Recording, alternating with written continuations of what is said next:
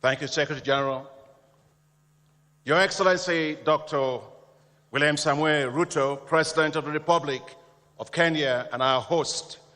And I was thinking about how to really get your try to rights this morning. Congratulations on your trip to the United States, which was a wonderful state visit you had, but you came back with a new title. And it was called, by President Biden, the major non-NATO ally. So you're going to start putting that behind your name, Mr. President. Thank you for welcoming us to Kenya. Your Excellency, Denis Sassou Nguesso, President of the Republic of Congo.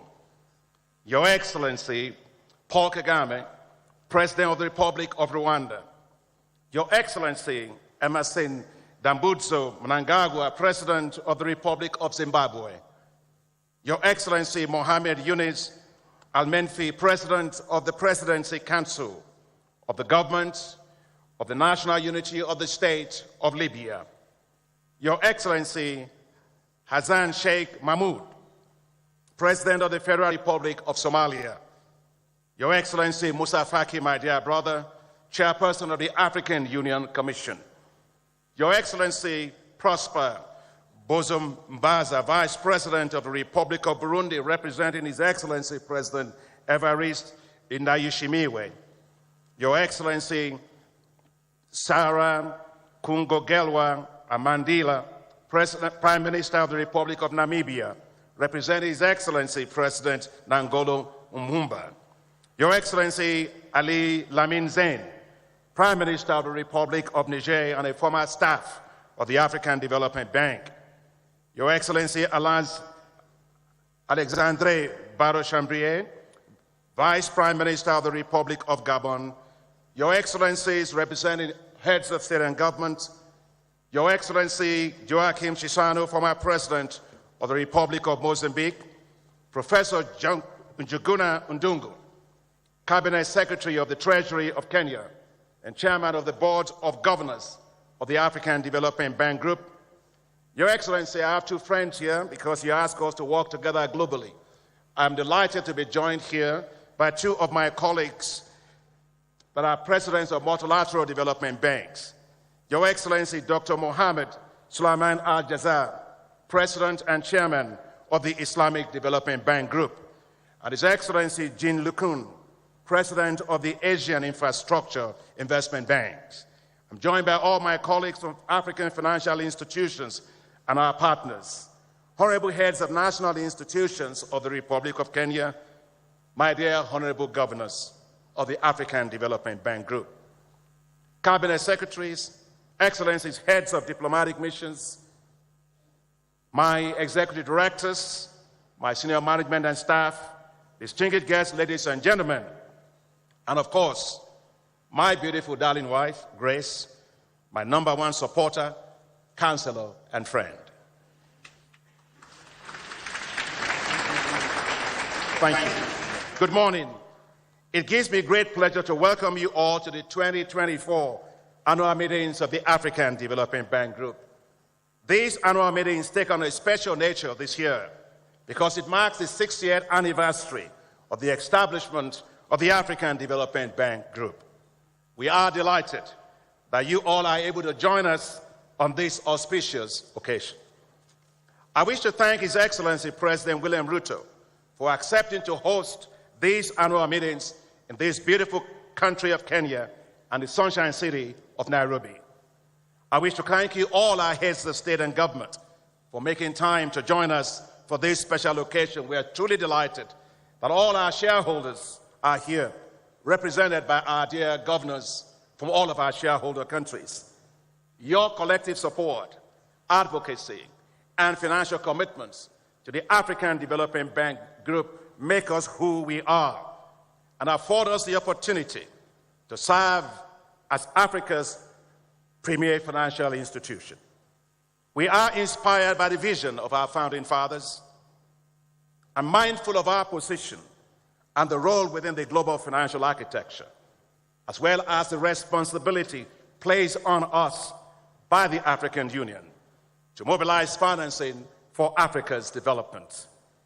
We carry the hopes and the aspirations of Africa in our institutional genes and in our corporate soul.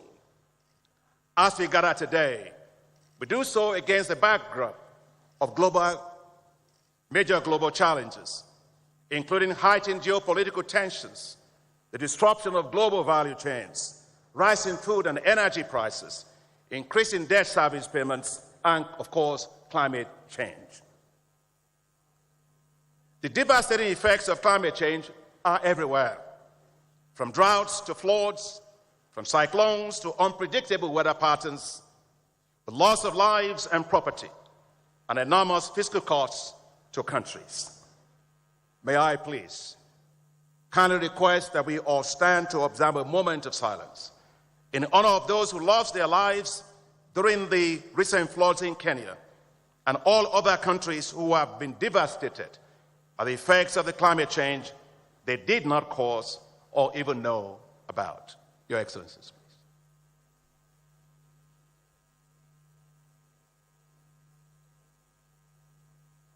Thank you very much. May their souls rest in peace. Even as we remember them, we must be resolute about taking decisive action to build more climate-resilient economies. And that's why I applaud President Ruto for hosting the landmark Africa Climate Summit right here in Kenya, where we collectively agreed to put Africa at the heart of global climate change efforts, especially climate adaptation. Your Excellencies, African economies are showing great resilience despite the challenges posed by climate change, geopolitical tensions, global inflation, and rising debt, among others. The African Development Bank projects that Africa's real GDP growth will rise from 3.1% in 2023 to 3.7% in 2024 and 4.3% in 2025. Importantly, despite these headwinds, more than half, and that is 31 countries, achieved higher real GDP growth rates in 2023 than in 2022.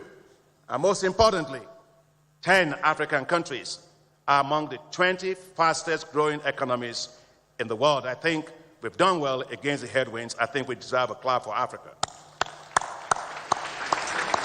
The African Development Bank Group strongly supports African economies. In 2023, our financing totaled $10 billion across all of our high five priorities: to light up and power Africa, to feed Africa, to industrialize Africa, to integrate Africa, and to improve the quality of life of the people of Africa. These high fives, Your Excellencies, ladies and gentlemen, are the accelerators of Africa's development. The bottom line is that the African Development Bank delivers. Since we launched these high fives in 2016, our financing has impacted the lives of over 400 million people. Last year, our work has significant impact across the continent, with 11 million farmers provided with access to improved agricultural technologies, 8 million people provided with access to new sanitation services, 3.5 million people with access to improved transport, 2.8 million people provided with better health services, 1 million people provided with access to clean water, and over 443,000 enterprises provided with access to finance. The African Development Bank is highly responsive.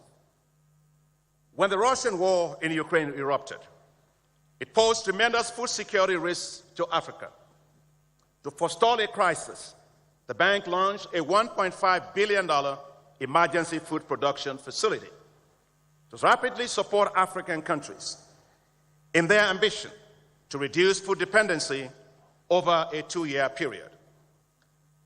As of April 2024, we have approved loans and grants of $1.496, to be precise, billion for this emergency food production in 35 countries. We also got help and support from our shareholders. $3 million of additional support from the government of Japan, the government of the United States, Norway, Germany, and the Netherlands. We have therefore fully committed $1.8 billion to 35 countries. I am pleased to report, Your Excellencies, dear governors, that we have reached 10.5 million farmers and supported the production of 26 million metric tons of food, valued at $10.79 billion, or 90% of our target market value, and we still have about 2 seasons to go. Your Excellencies, dear governors, the African Development Bank is a strategic partner of choice, trusted by countries. Right here in Kenya, when I came to see His Excellency President Ruto, he talked about our support making a huge difference at the State House. As he mentioned to me, President Ruto mentioned to me that when I visited, he says, thanks to the African Development Bank, we increased the number of households in Kenya that have access to connectivity to electricity from 2.5 million to 10 million by 2023. Thank you for that testimony, Your Excellency, Mr. President. On one of my trips to a village where the bank supported last-mile connectivity for low-income households, a lady whose name was Grace, and that's not Grace, my wife, because she's also Grace, told us about the impact of our work. When asked if she knows Dr. Adesina as I was walking in front of her, she said no. When asked if she was aware that the African Development Bank, as President Ruto was saying, financed the project, she said no. All I know is we once were in darkness, now we have light. Our impact is felt where it matters most, in the lives of the people we serve day and night. The African Development Bank has consistently invested in infrastructure. In the past 9 years, we have invested over $50 billion in infrastructure projects on the continent. By far the largest investment of any multilateral development bank or institution. And the impacts are visible. We are raising $3.2 billion for the East Africa Standard Gauge Railway connecting Tanzania, Democratic Republic of Congo, and Burundi. We are providing $500 million towards the development of the Lobito Corridor to link Zambia, Angola, and the DRC. We are mobilizing $375 million for financing the railway linking Nigeria to Niger Republic. We are mobilizing $3.5 billion to $5 billion towards the development of the Liberty Corridor that will link Liberia and Guinea. We have worked with our partners under the Africa Investment Forum to mobilize $15.6 billion of investment commitment towards the development of the Lagos-Abidjan corridor. Together with Africa 50, whose board I share and is a great institution, we are mobilizing $630 million for the construction of the road and rail to link the Republic of Congo and the Democratic Republic of Congo. We are financing the Guasib-Nado Highway in Morocco and the 1,000-kilometer highway linking Addis Ababa to Nairobi and Mombasa, which has expanded trade flows between Ethiopia and Kenya by 400%. That's who we are, a solutions and impact-driven bank. The African Development Bank, your bank, is in very strong financial shape. We have maintained our AAA rating, the only AAA-rated financial institution in Africa, by all global credit rating agencies. The bank posted strong financial records for the year 2023. First, income from loans and treasury investments increased from $775 million in 2022 to $1.73 billion in 2023, an increase of 123%. Second, the net income before distributions at $545 million is the largest ever in the history of the African Development Bank. Third, the amount that we allocate to reserve to build our liquidity buffers, $335 million, is also the highest ever in the history of the bank. I wish to thank the executive directors of the bank and their advisors, as well as my senior management and staff at the bank for their hard work and efforts, and please join me in thanking them. Yet, as we make these efforts, we recognize that a lot more financing is needed to accelerate Africa's growth and development. The calls for reforms of the global financial architecture is necessary to mobilize even more financial resources to achieve Africa's sustainable development goals.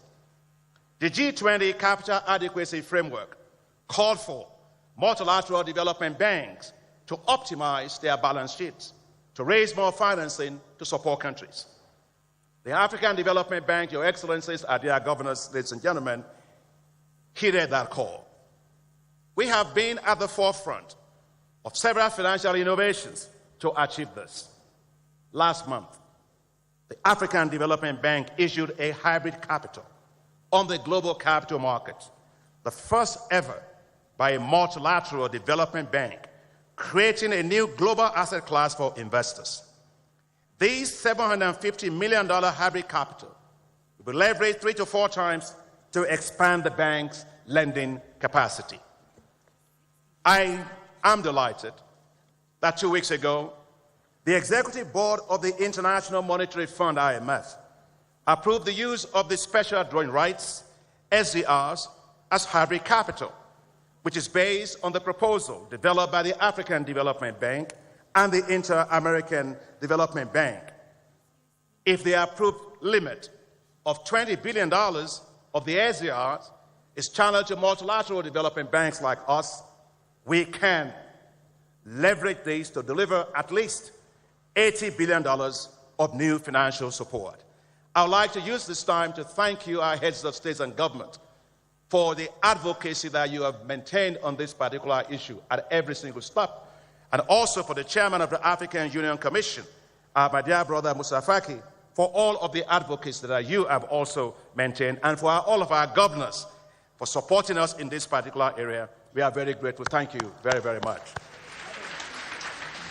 Now, I wish to ask for the support of all of our shareholders to make this a reality. Your Excellencies, dear governors, ladies and gentlemen, to tackle climate change, the African Development Bank is well on its way to reaching our goal of mobilizing $25 billion in climate finance. Last year, we devoted 45% of our total lending to climate finance. Our climate action window, under 16th replenishment of the African Development Fund, with support from the governments of the United Kingdom, Netherlands, Germany, and Switzerland, opened its first call for proposals. The response was amazing. It received over 2,000 proposals, and the 359 shortlisted application requests were close to $4 billion. The bank, your bank, is building strong and effective global partnerships to deliver more for Africa.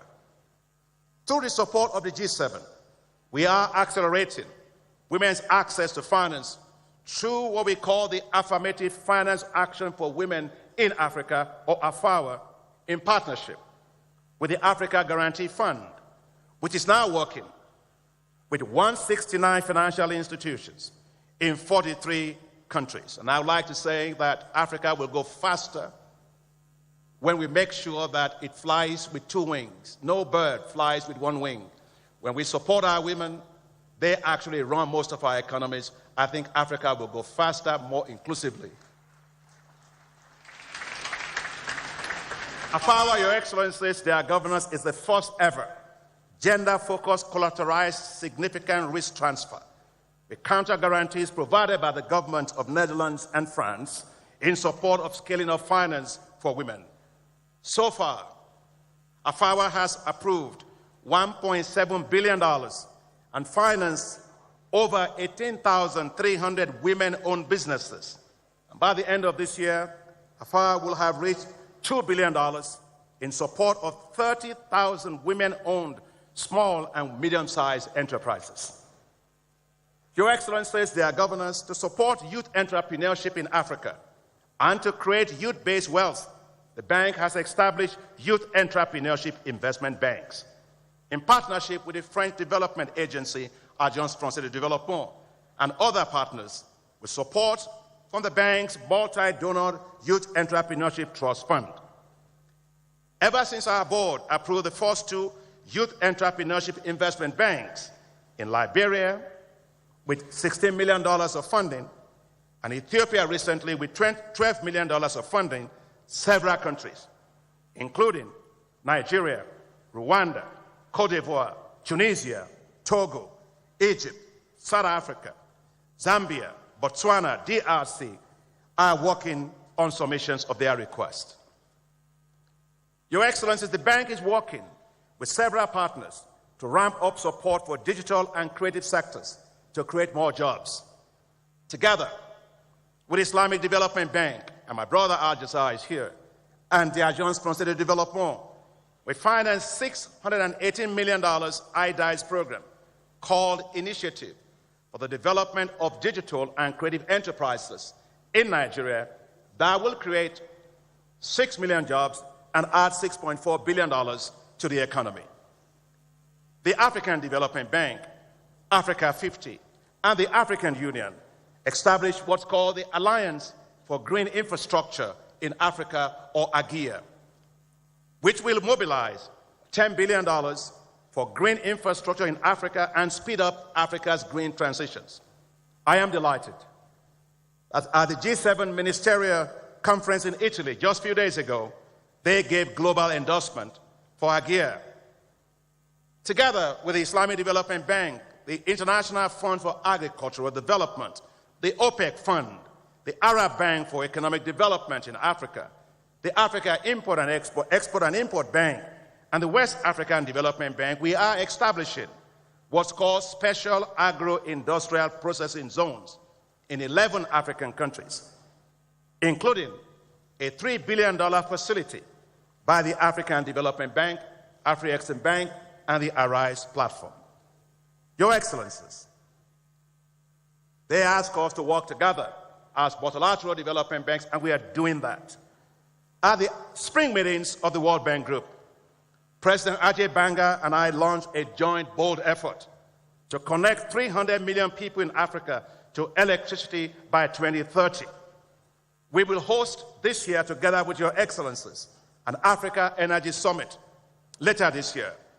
I must say, this marks the first time for our institution. So not only are we reforming, but we are also changing how we work together as a system to deliver greater impacts at scale. That's because together we can and we will achieve more.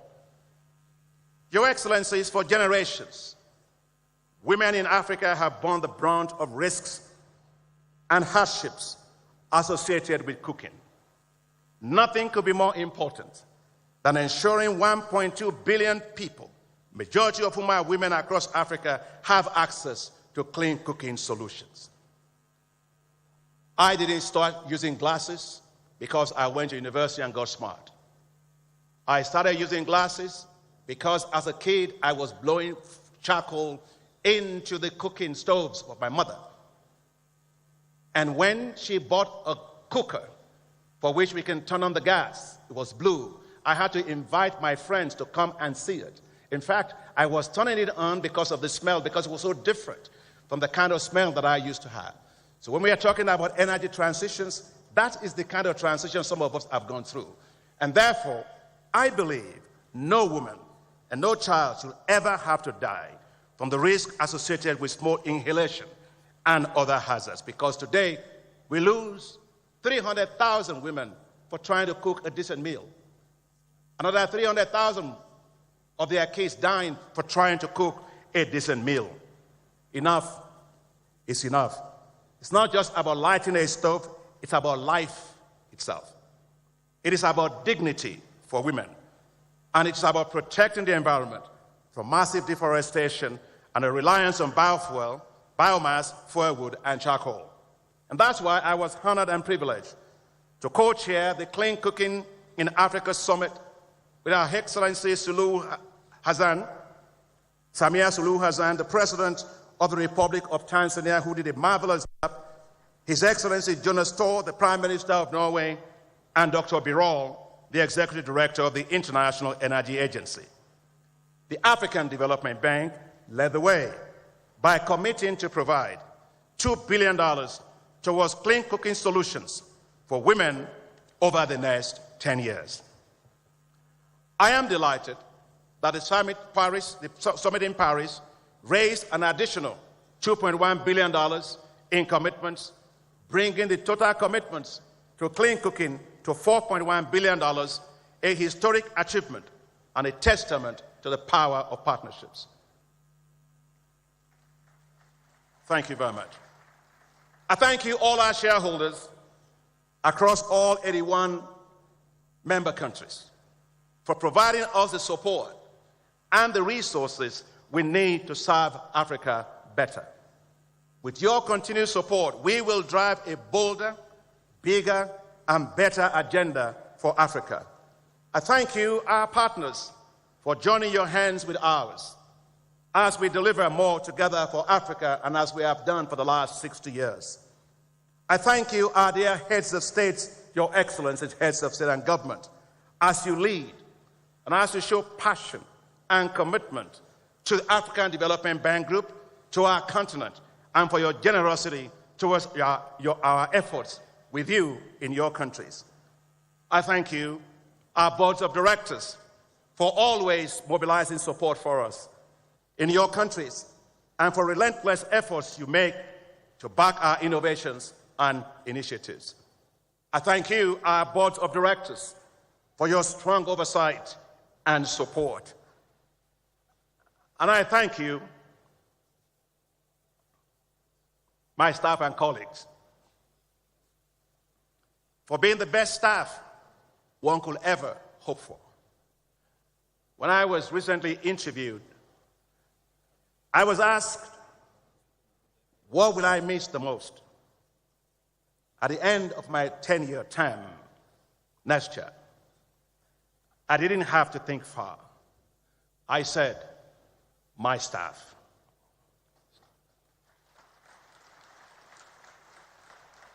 So I'd like my staff to please stand, all my staff to stand.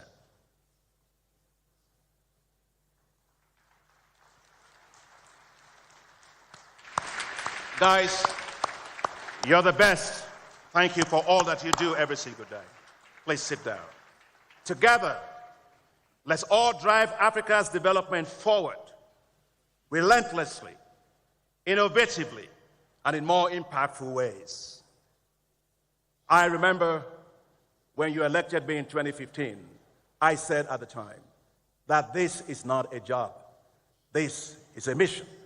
After all, nothing could be more important than somebody being given the responsibility and the resources to go and change the place of our birth. So let's continue to make a difference, and let's continue to make Africa proud. Thank you all. God bless you all. Asante sana.